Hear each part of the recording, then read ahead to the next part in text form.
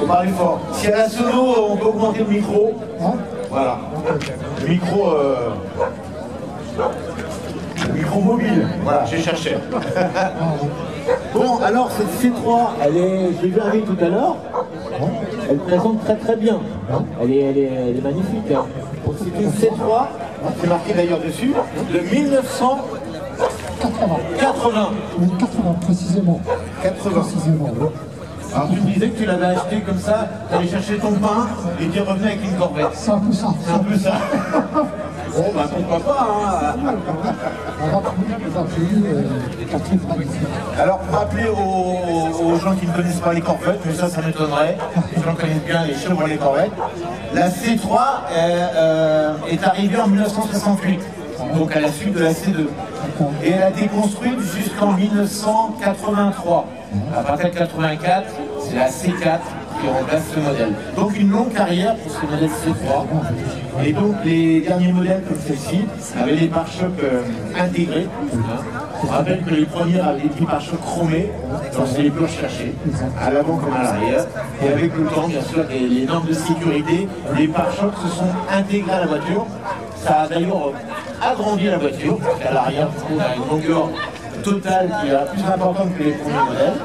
Donc il y avait la version cabriolet et la version comme celle-ci, avec deux découvrables, avec deux demi-toits. C'est-à-dire qu'on peut enlever un toit tous les deux.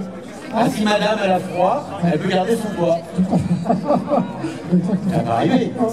En principe, on enlève les deux. C'est rare qu'on enlève un demi-toit, mais c'est possible. D'ailleurs, il y a un rangement prévu pour les toits. Derrière les sièges. Voilà. Un coffre et un coffre. Voilà. C'est un coffre. Voilà. On enlève les demi-toits et on les met derrière. D'accord. Alors, vous avez vu que ce modèle-là a une bulle. Il y a eu des modèles aussi avec une lunette arrière verticale. Celle-ci a une grande bulle derrière, ce qui fait qu'on a une belle... quand il fait chaud, l'été, on a une belle serre mobile. Alors, elle est très très belle, franchement. Alors, qu'est-ce que tu peux nous dire sur cette voiture? Maintenant, j'ai trop parlé. Je vais laisser parler. Je m'en dis souvent que je parle trop. Alors, cette voiture, tu m'as dit que tu l'avais trouvée du côté du Mans. Le garage à Arnage. Qu'on connaît, hein, parce que beaucoup de gens ont acheté des américaines là-bas. Ils sont spécialistes en américaines. C'est vrai, c'est vrai. Il y en a à tous les prix. Ce modèle-ci, il vaut 25 000 € par exemple. 25 000 €. D'accord. Dans ces cas-là, on a fait quand même des frais dessus un peu. Ça fait quand même 5 000 € de frais pour le moteur, pour un rafraîchissement du moteur. 5 000 € pour ce moteur. Elle va à 30 000 €. Voilà. Elle revient à 30 000 € et là, elle est parfaite. Elle est parfaite. D'accord. Que je connais bien. Je ne vois plus parce qu'ils sont sympas. Ouais. J'ai ma voiture qui est là-bas. Je ne peux pas dire qu'ils sont pas sympas. Je l'attends d'ailleurs d'ici quelques jours la mienne. Ils sont sérieux, ils sont honnêtes. Voilà. Les tarifs, et tu sais que sur la place de Rennes, ils ne sont pas tous comme ça. Je n'en dirai pas plus. Mais celui-là, oui. Voilà, c'est vrai. Franchement, on ne peut que le recommander parce qu'il faut du bon boulot. D'accord. Je te confirme. Quand on veut, c'est toujours l'accueil. Enfin, quand on veut, après ils ont la couverture quand même, hein, ils ont leur vie privée quand même aussi.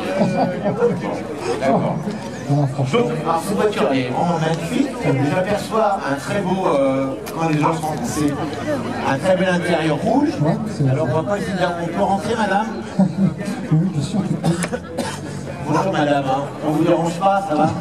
Bon, d'accord. Je rigole. Donc un très bel intérieur rouge. Dans son jus, assez bien conservé. Donc le cuir, ça vieillit plus ou moins bien. On voit que les sièges sont un peu craquelés mais présentent encore bien. On a bien sûr une boîte automatique. Je sais. Ouais, parce que cette voiture-là doit venir des États-Unis, je pense. Je ne sais pas si tu connais l'historique. Si, elle a été achetée en Californie. Elle a été achetée en Californie. J'ai la facture d'achat maintenant. D'accord. Qui était de 13 500 $. 13 500 $ en 1980. D'accord. Dans quel état? Tu sais, l'état en Californie? En Californie. En Californie, oui. D'accord. Je l'ai acheté au chauffeur personnel de Vincent Monroe. Le chauffeur pense qu'il est Vincent Régnier. D'accord. Certains connaissent, je pense. Ah, peut-être pas. Bon. Donc, elle est, voilà. Elle est propriétaire connue. Descendant connu. Donc, elle est arrivée en France à quelle époque récemment 2019. En 2019, donc c'est pas vieux. D'accord. Et toi, tu es le premier propriétaire français Français. Français, d'accord. Tout à fait. Donc, tu l'as depuis 2019 Depuis 2020. 2020, depuis l'été 2020. Donc, tu l'as acheté en plein Covid. T'as pas pu rouler beaucoup, je pense. Non, j'ai fait 2000 km peut-être. D'accord. Mais on roule pas énormément avec des voitures comme ça, parce que ça suce énormément. Surtout avec le prix de l'essence qui augmente. Là, c'est vrai que. Bon. Voilà, c'est sûr que. Eh ben, ouais. Donc, alors, dis-moi les impressions de conduite, c'est particulier. Quoi. C'est particulier. C'est le bruit, c'est le bruit, surtout c'est le moteur qui est. Est-ce que ce moteur-là, la cylindrée, elle fait quoi? C'est un 5,7. Un 5,7, c'est déjà un gros moteur. C'est un gros moteur, il fait environ 250 chevaux. 250 chevaux. Et elle m'a annoncé plus de 200 km/h. 200 km/h sur circuit, bien sûr. Attention. D'accord. Donc l'intérieur, je m'abaisse. Vraiment, j'aime beaucoup l'intérieur rouge. Alors, certaines personnes n'aiment pas le rouge, moi j'adore. J'adore le rouge, ça se marie bien en plus avec le gris. Et franchement, un très très bel intérieur. Attention au café qui coule là, sur notre Voilà. Et donc la planche de bord avec noir, il tranche bien d'ailleurs, un très bel intérieur, franchement. Et les kilométrés, il y a un double kilométrage. En masse et en kilomètre. D'accord. Tout l'affichage. Elle a plus de kilomètres alors. Elle a réellement 38 000 miles. 38 000 miles. À peu près 50 000 km. À peu près, oui. On va dire ça. Donc elle n'a pas beaucoup de kilomètres. Très peu. Ça c'est rare. Ça c'est rare de trouver une voiture comme ça, si peu de kilomètres. Là, alors comment ça s'ouvre? Comment on met des affaires derrière? Alors comment on fait? Je voudrais mettre ma valise là, je fais comment? Je trouve pas de poignée. Par l'intérieur. Ah, par l'intérieur. Ça s'ouvre pas. Non, ça s'ouvre pas. D'accord. Ça s'ouvre pas. Bon. C'est une voiture sans coffre. Je blague parce que je connais justement le système des corvettes. C'est vrai que c'est pas très pratique, il faut rabattre le dossier pour mettre une valise ou des sacs de voyage. Bon, ça c'est là, voilà. Parce que le réservoir il est tout à l'arrière, il prend beaucoup de place. Ici, voilà, la trappe. Voilà. Et donc ça, c'est le côté peu pratique de la corvette. Mais bon, c'est pas un vrai non plus, hein. On pardonne tout à une corvette. On pardonne tout à une corvette. On va essayer de voir le moteur. Ce fameux moteur de 5,7 litres, c'est ça? C'est le gros V8. On va essayer de l'apercevoir, on va le voir. Hein. Donc vous avez vu que le capot sur les corvettes est très long.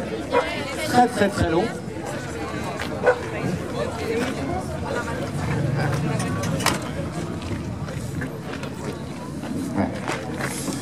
Ah bah regardez ce moteur. Ah si on le voit ce moteur, il est bien à l'avant. Ah, il fait pas les petits détails, regarde. La petite lumière qui s'allume. Sinon je l'aurais pas vu, hein. Tu ne m'aurais pas montré, je l'aurais pas vu.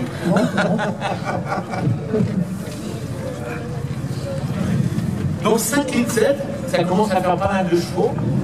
Le moteur sur les corvettes, on remarquera, si vous observez bien, qu'il est très entré par rapport au train avant.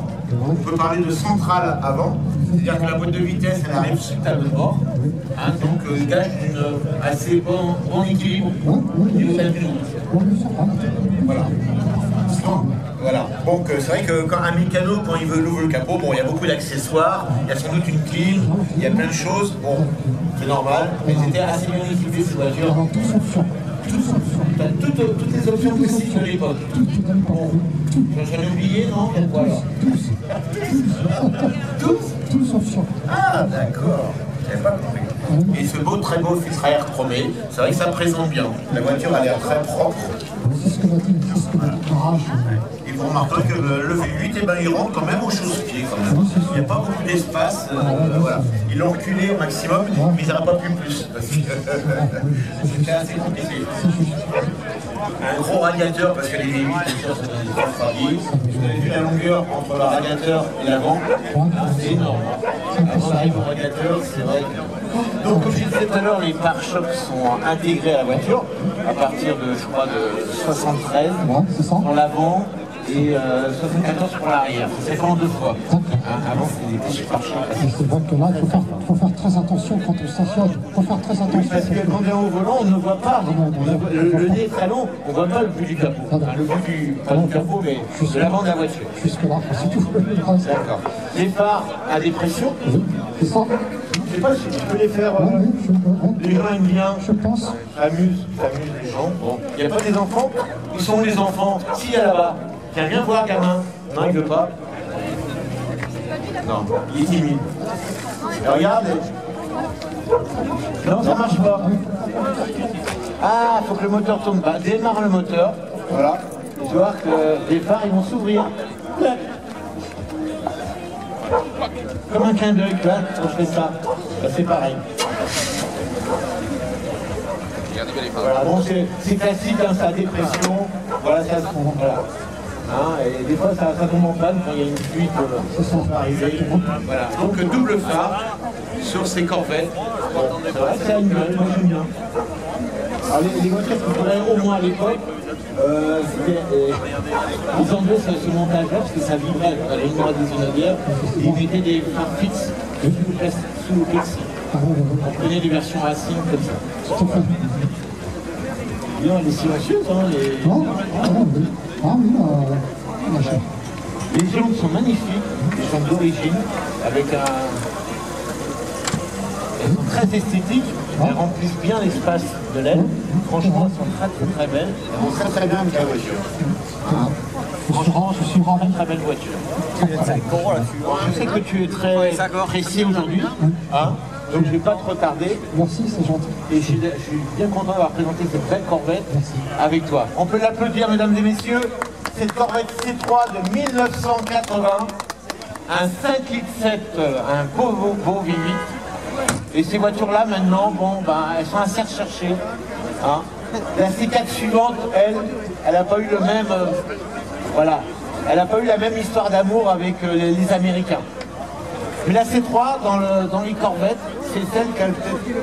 Bon, il y a les C1 et les C2 aussi pas mal, mais ça reste les voitures emblématiques de l'histoire des Corvettes. Salut.